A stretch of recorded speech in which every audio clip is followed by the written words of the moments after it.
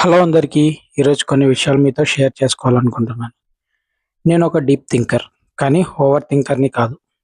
నేను ఏదైనా ఆలోచిస్తే అది కొంచెం డెప్త్లో ఆలోచిస్తాను. దానిలో ప్రేమ ఉంటుంది, కేరింగ్ ఉంటుంది. కానీ నా మాటలు నిజంగా ఉంటాయి.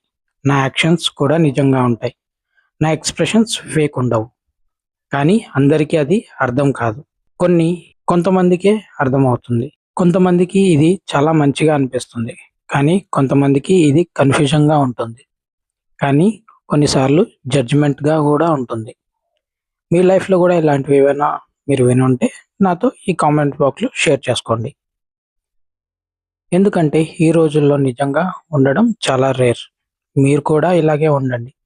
మీరు కూడా ఇలా ఉంటే మారకండి. మీ డెప్త్ మీ స్ట్రెంగ్త్. అర్థం చేసుకునే వాళ్ళు చాలా అదృష్టవంతులు. అర్థం కాకపోతే పర్వాలేదు, టైం పడుతుంది. Stay real, stay true.